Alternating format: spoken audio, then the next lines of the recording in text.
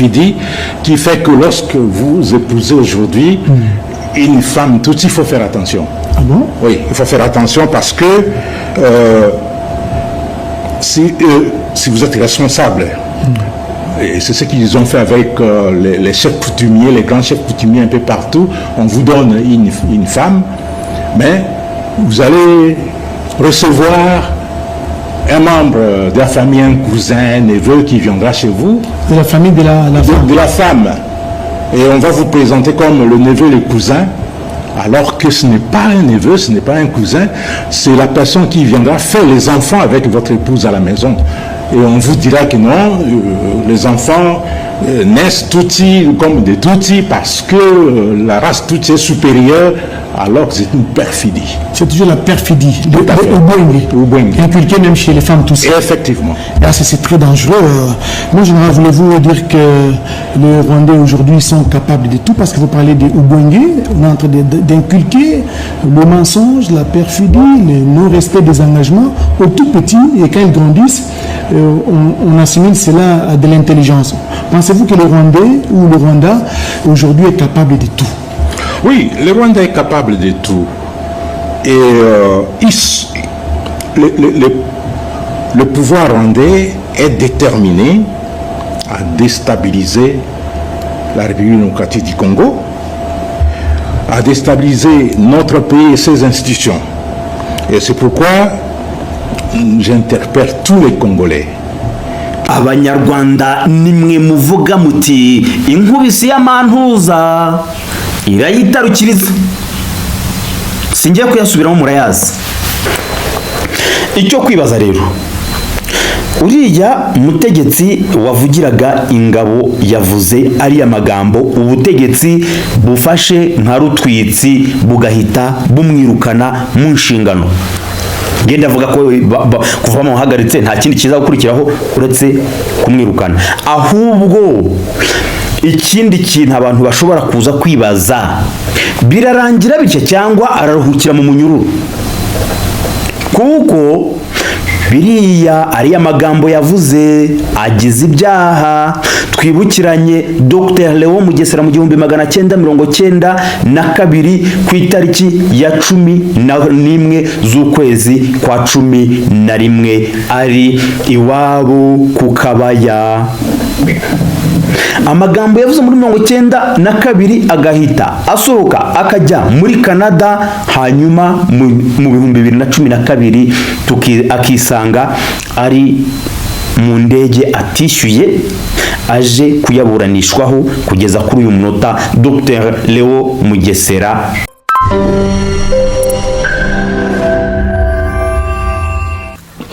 Bakunze ibiganiro byacu turabasuje muri kumwe na Eric Bagirubusa. Ibi ndagira nti ntabwo byagombaga kumugwa amahoro nkuko nanabibabwiye mu kiganiro cyabanje twatangiye kureba mu ijoro ryo kuri iki cyumweru. Turamukiye ku nkuru igira iti Perezida wa Repubulika ya Demokarasi ya Kongo Bwana Felix Tshisekedi Chilombo, Antoine naryibagiwe naryo ririho, yahagaritse umuvugizi wa FARDC cyangwa se ingabo za Repubulika ya Demokarasi ya Kongo, General Major Sylvain Ekenge. Ibi nari navuze nti byanze bikunze biramugiraho ingaruka.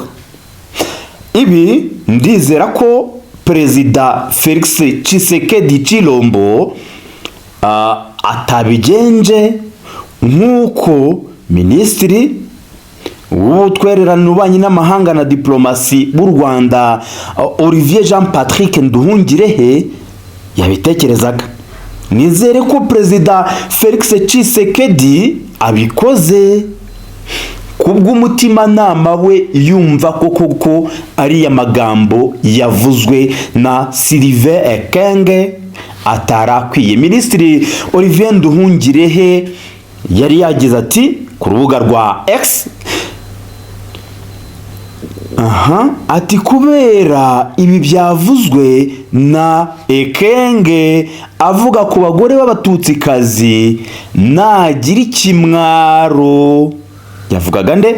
Cyangwa se abigiriwemo inama n'inshuti ze zo mu burengerazuba. Perezida Tshisekedi vuba aha ashobora kwirukana General Ekenge. Minisitiri Olivier Nduhungirehe yari yanditse ngo ariko ibyo ntibikuraho ko uku kugana ku kuzima kwa jenoside imbere yo guceceka kw'amahanga mu duko agira ati nko mu 1994 ari icyago gikomeye ku karere n'u Rwanda by'umwihariko rutazigera rwemera amateka yarwo mabi ko yakwisubiramo.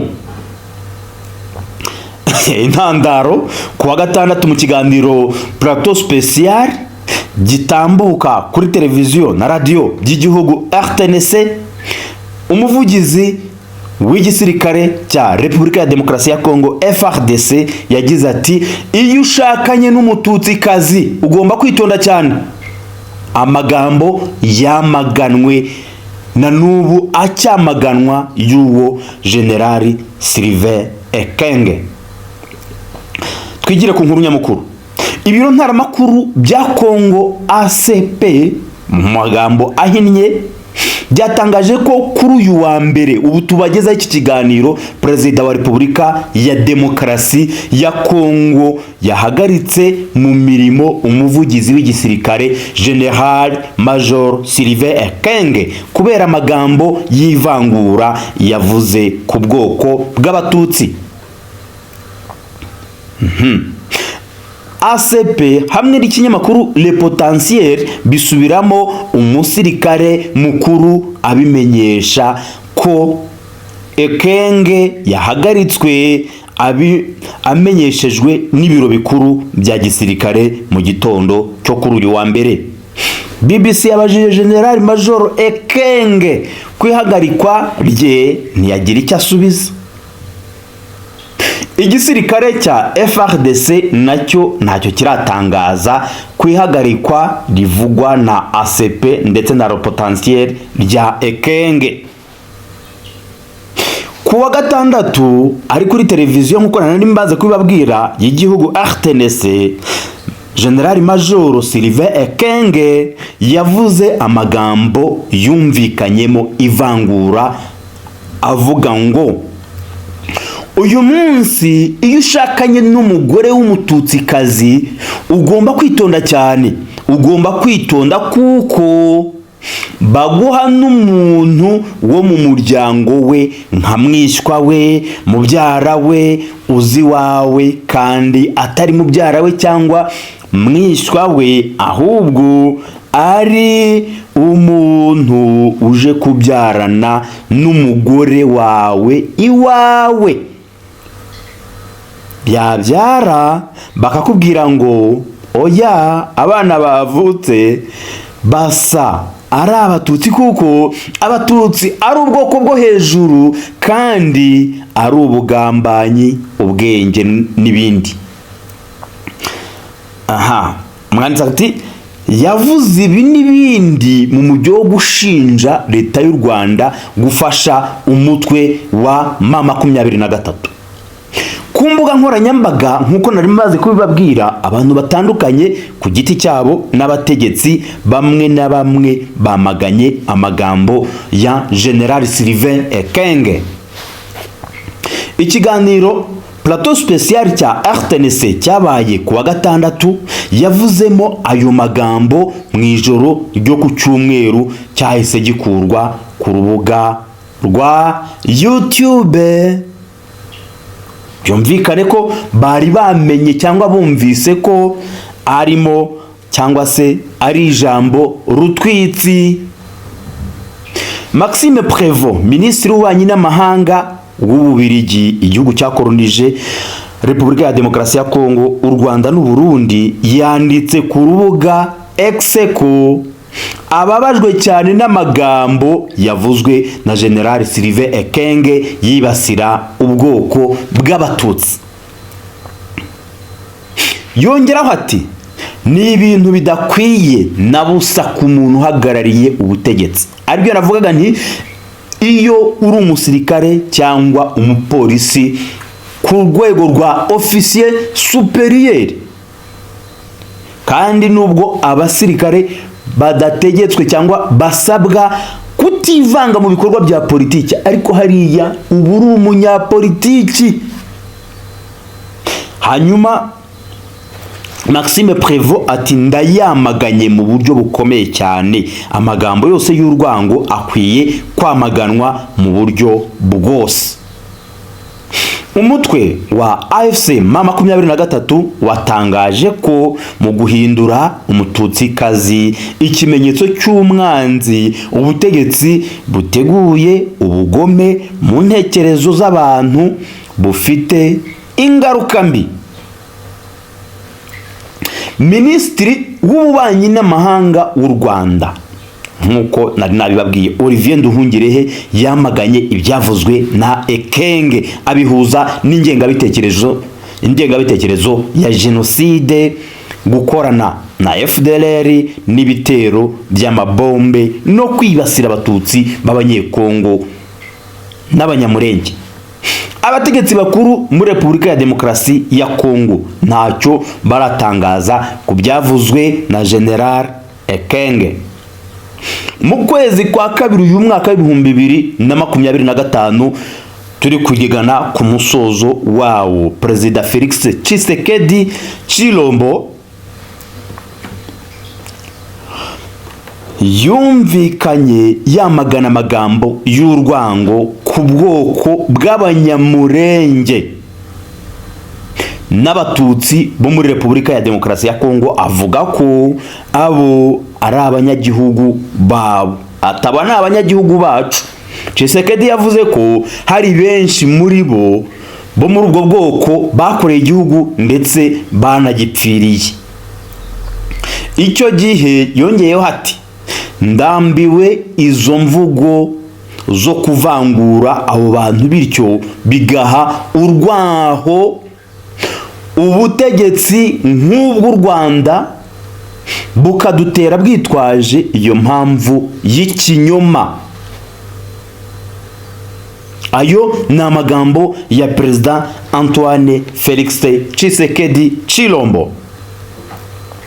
Hanyuma reka mbanyuriremo bimwe IBRI official itekereza ko nubwo amahanga cyangwa imbaga yari yahagurutse yamagana ibyavuzwe na General Ekenge, ibyo ntekereza ko byabaye n'intandaro ikomeye yo kuba yahita akura mu mirimo bwana cyangwa General Major Sylvain Ekenge. Olivier Nduhungirehe, Minisitiri w'Ubutwererane n'Ububanyi n'Amahanga w'u Rwanda, yari yazanye icyo wafata nk'ibimenyetso byasunikiye General Major Sylvain Ekenge kujya kuvuga ariya magambo. Ibimenyetso yabishingiye ku nyandiko yasohotse mu kinyamakuru Kangura cyari kimirije imbere ingengabitekerezo ya jenoside. Hanyuma Olivier Nduhungirehe mu Rufaransa rukomeye yatangiye ati pour les plus jeunes qui ignorent encore les 10 commandements des Hutus qui ont inspiré le général Ekenge, porte-parole de l'armée congolaise FARDC, ati ku bakiri bato mutazi amategeko 10 y'abahutu yasunikiye General Sylvain Ekenge, umuvugizi w'igisirikare cya Kongo, kuvuga ari amagambo. Ati je rappelle qu'ils ont d'abord été publiés en septembre 1959 par Joseph Habyarimana Gitera, leader politique extrémiste Hutu ayant conduit au pogrom contre les Tutsis en 1959 et au génocide de Gikongoro de 1963. Ati ndibutsa ko mbere na mbere yatangajwe mu kwezi kwa 9 1959 n'uwitwa Joseph Habyarimana Gitera wari umutegetsi muri politiki ariko ari n'umuhezanguni w'umututsi. Ibi ngo byatumye hakurikiraho jenoside y'abatutsi mu 1959 na jenoside y'abatutsi nanone mu 1963 ku Gikongoro, avant d'être remis au goût du jour en décembre 1990 par Hassani Ngeze du journal Kangura. Ati kugira ngo mbere yuko yongera gusubirwamo, urumva mu kinyamakuru mu kwezi kwa 12 muri Kangura, bikozwe na Hassani Ngeze wa journal w'icyo kinyamakuru Kangura. Ngo ikinyamakuru cyafatwaga nyine nk'icyabahutu babandi babahezanguni. Ati entre parenthèses aragira ati commandement qui ont servi de base au génocide contre les Tutsis en 1994. Ati na mategeko yifashishijwe mu 1900 muri jenoside yakorewe abatutsi mu 1994.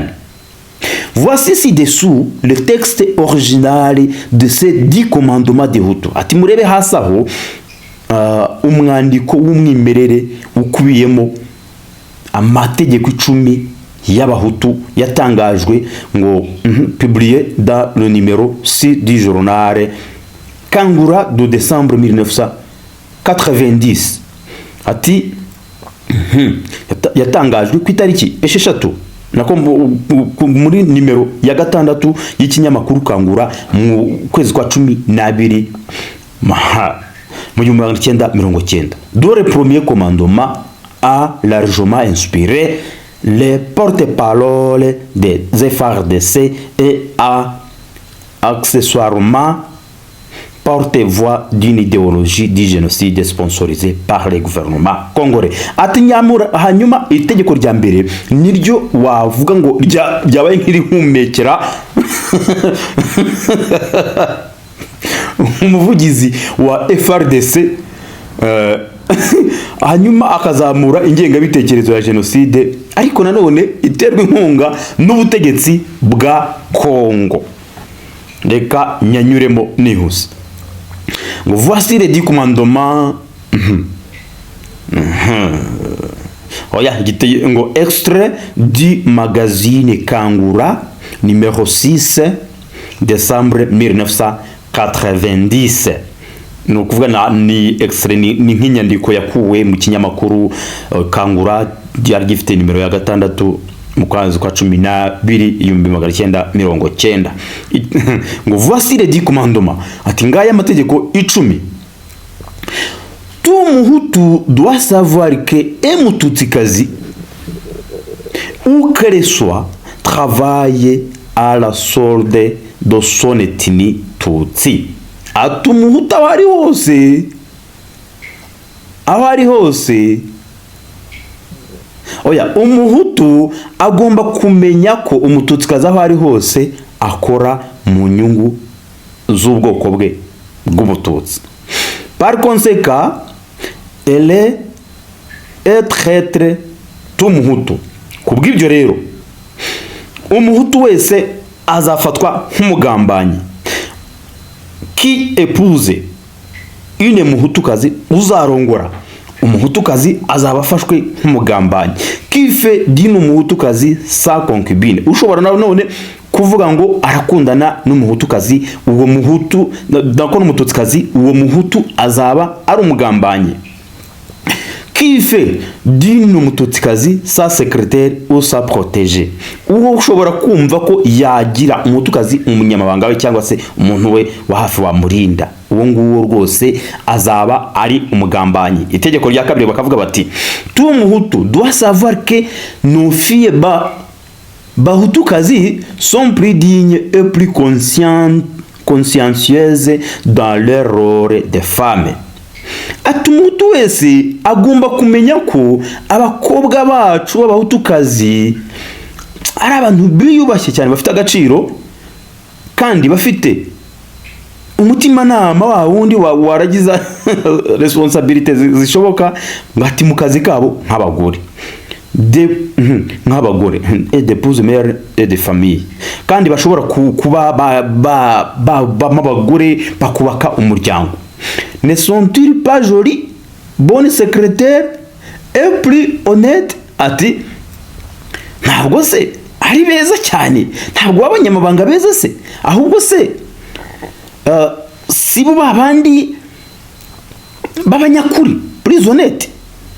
Aha, irya gatatu, bahutukazi agahamagara ati bahutukazi mwebwe soyez vigilantes et ramenez vos maris, vos frères et vos fils à la raison.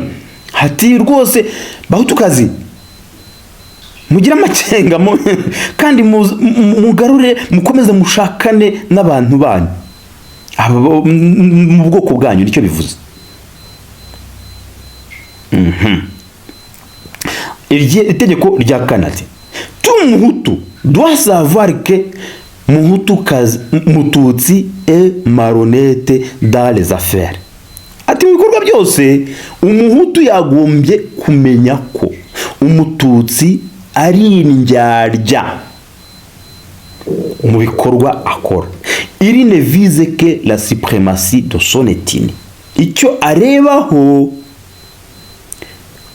nukumenya nukwimiriza ubwoko bw'imbere akumva ko burenze ubundi.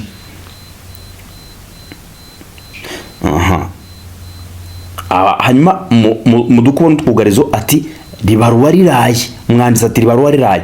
Par conséquent être tout muhutu, turacyakomeje na rya tegeko rya kane ati kubw'ibyo rero azaba umugambanyi umuhutu wese qui fait alliance avec les batutsi dans ses affaires, uzajya kwihuza n'abatutsi mu bikorwa bye, qui investit son argent ou l'argent de l'État dans une entreprise de mututsi. Umuntu wese uzashora amafaranga ye cyangwa se amafaranga ya leta mu bikorwa by'abatutsi nawe azafatwa nk'umugambanyi. Ati nanone qui prête ou emprunte de l'argent à un mututsi, umuntu uzaguza cyangwa uzaguriza amafaranga ye umututsi azaba ari iki? Ari umugambanyi. Turacyari ku itegeko rya kane.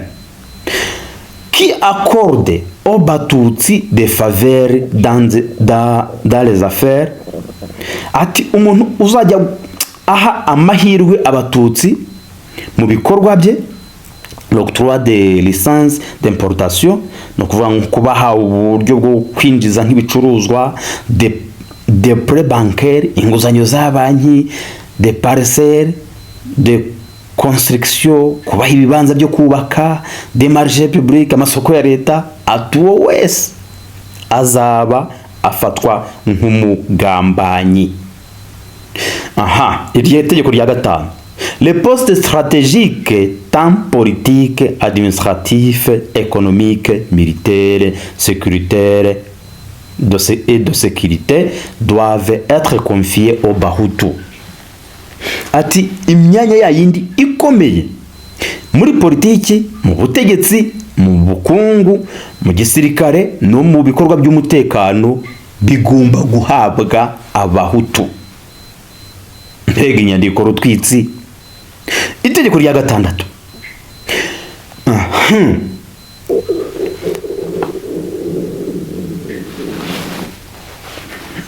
itegeko rya gatandatu riragira riti le secteur de l'enseignement entre parenthèses hanyuma ngo urwego rw'uburezi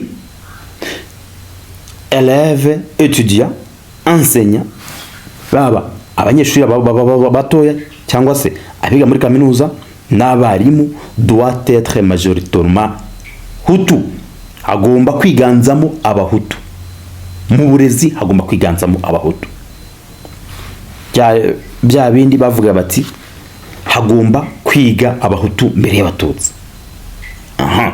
Itegeko rya karindwi, les forces armées rwandaises doivent être exclusivement hutu. L'expérience de la guerre d'octobre en 1990 nous enseigne aucun militaire ne doit épouser umuhutukazi. Ati mu ngabo z'u Rwanda zigomba kuba umwihariko w'abahutu. Ati ubunararibonye bw'intambara y'1990 mu kwezi kwa 10 ahangaha ni yayindi y'urugamba rwo gutangiza kubohora u Rwanda. Ati iyo ntambara yaratwigishije nta musirikare ugomba kurongora umututsikazi. Tegeko rya 8 rikagira riti les bahutu doivent cesser d'avoir pitié des batutsi. Amaye bati nta abahutu bagomba guhagarika kugirira imbabazi abatutsi. Itegeko rya 9, les bahutu où qu'ils soient doivent être unis. Abahutu aho bari hose bagomba kunga ubumwe, solidaire et préoccupé du sort de leur futur bahutu. Hanyuma bakagomba gukorera hamwe bakumva ko bari hamwe, kandi nanone bagahangayikishwa no kumva ko bagomba kumenya ahazaza h'abahutu bagenzi babo. Les Bahutus de l'intérieur et de l'extérieur du Rwanda doivent rechercher constamment des amis et des alliés pour la cause Hutu. Ati Abahutu b'imbere mu gihugu nabo hanze yarwo bagomba guhora kongera gushaka mu buryo buhoraho inshuti, yewe bagomba gushaka inshuti ku mpamvu y'ubuhutu bwabo, kandi a commencer par leurs frères Bantu. Bakanyura mu bavandimwe babo bo muri Bantu. Ils doivent constamment contrecarrer la propagande de Tutsi. Ati bagomba kugendera kure cyangwa guhagarika icengezamatwara byimiriza imbere Tutsi. Bakongera bati nditire ikagira iti les Bahutus doivent être fermés et vigilants contre les ennemis comme Tutsi. Ati bagomba nanone guhora bameze donc barikanuye kugira ngo birinde umwanzi rusange wabo cyangwa umwanzi bahuriyeho ari we Mututsi. La révolution sociale de 1959 ati impinduramatwara yabayeho umuryango mu 1959, la référendum de 1961 Kamarampaka 1961 et l'idéologie Hutu n'ingengabitekerezo ya Hutu doivent être enseignés à tout Muhutu et à tous les niveaux. Ibyo byose bigomba kwigishwa ku Muhutu wese ndetse no ku nzego zose. Tout Muhutu doit diffuser largement la présente idéologie. Ati Umuhutu wese agomba gukwirakwiza ahashoboka hose iyi ngengabitekerezo. Hanyuma bigasoza bigira biti être tout Muhutu qui persécutera son frère Muhutu pour avoir lu, diffusé et enseigné cette idéologie. Azafatwa nk'umugambanyi Umuhutu wese uzahohotera umuvandimwe w'Umuhutu kuba amuziza ko yaba yasomye cyangwa yakwirakwije cyangwa yigishije ingengabitekerezo. Ngaho namwe munyumvire kweli, munyumvire. Niyo mpamvu navugaga nti ntabwo nari gutambuka ntababwiye icyo mfata nka kimwe mu byo Tshisekedi yagendeyeho, kuko Tshisekedi ntabwo nawe ari wa muntu wavuga uri nasome arakurikirana ibyo abantu bari gutangaza, barimo na Patrick Olivier Nduhungirehe, minisitiri w'ububanyi n'amahanga n'ubutwererane w'u Rwanda. Ibi rero kugira ngo Sylvain Ekenge aterure ririya tegeko rya mbere, bizwi icyo ryagejeje ku Rwanda, kandi hakaba hari izo mbwirwaruhame z'urwango muri Repubulika ya Demokarasi ya Kongo, Tshisekedi wari umwanya mwiza wo kureactinga cyangwa wo kwajisa, wo gufata icyemezo yafashe. AFC M23 nta kiratangaza kuri iki cyemezo. Ibindi bitangazamakuru byaba byagize icyo bikivugaho, katurebe nka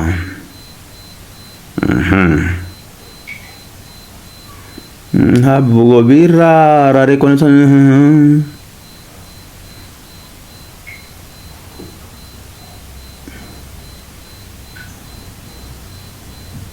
ntacyo ibitangazamakuru ntekereza byagombye kuba byacyanditseho, biracyandikaho, ariko ikibanze nuko tubaha amakuru yayandi ya vuba vuba.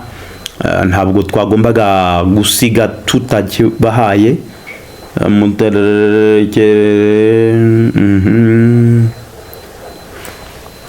Icyo kwibaza rero, uriya mutegetsi wavugiraga ingabo yavuze ariya magambo, ubutegetsi bufashe nka rutwitsi bugahita bumwirukana mu nshingano. Ngenda avuga ko kuva bamuhagaritse nta kindi kiza gukurikiraho uretse kumwirukana. Ahubwo ikindi kintu abantu bashobora kuza kwibaza, birarangira bityo cyangwa araruhukira mu munyururu?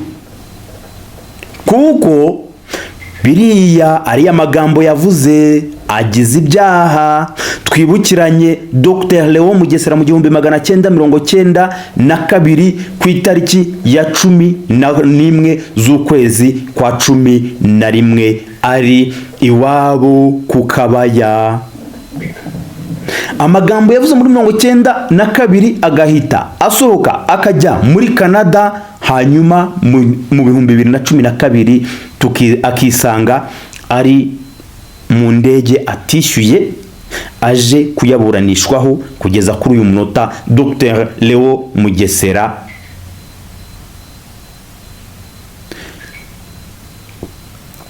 yahanishijwe gufungwa burundu. Urubanza rwe mwararukurikiye. Ibise birarangira gutya kumuhagarika gusa? Reka dutegereze. N'ubusanzwe ntituri abacamanza, ariko ushobora gutanga kwa kundi bavuga bati, abantu bavuga bati qu'est-ce qui va suivre. Olivier Nduhungirehe yari yavuze ati nagira kimwaro, nge simbye si kimwaro, ntekereje ko yari yakitinze nkuko biri mu bushobozi bwe, cyangwa ayashyize mu gaciro akavuga ati ibi ngomba kwitandukanya nabyo. Abanyarwanda nimwe muvuga muti inkubisi y'amantuza irayitarukiriza. Singiye kuyasubiramo murayazi. Ubwo nituza kugenda tumigira andi makuru tubona, turagenda tuyabagezaho kuri IB Official. Reka nkomeze mbifurize kugira impera nziza z'umwaka ku itariki 29 z'ukwezi kwa 12 2025. Birumvikana ko abura iminsi igera n'utubariyemo uguturabara 3 kugira ngo dusingire 2026. Hanyuma rero reka nka IB Official nzakomeza mbahe amakuru igihe Rurema azaba akintije ubwo bushobozi yewe n'uwo mwuka. ariko nanone mbashimira ko twabanye mu 2025 ubwo umujyo ni wa wundi wo kubona amakuru atari bivumbi. Ngaho rero mukomeze kugira impagarike n'ubugingo. Mwari na Ekwagirusa, ibiganiro bya IBO Official nakagaruka. Des habitudes, des cultures, n'est-ce pas, qui se vit dans cette partie de la République. Nous parlons un peu de ce concept de Kinyarwanda, Obwenge ou Ubwenge, je pense que j'ai bien prononcé. Et vous, quelle est la connotation que vous donnez à ces concepts que d'aucuns qualifient d'intelligence? Oui, beaucoup de gens ne connaissent pas les Rwandais. Moi non plus.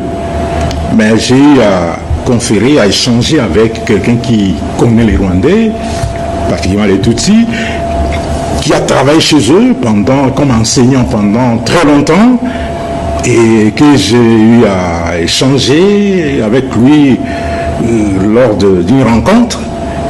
Et d'emblée, ce que j'ai compris, c'est que la langue Kinyarwanda, c'est une langue bantoue. Ce n'est pas une langue nilotique. Les Tutsis sont des nilotiques. Oui, ils sont venus adopter cette langue lorsqu'ils sont arrivés au Rwanda.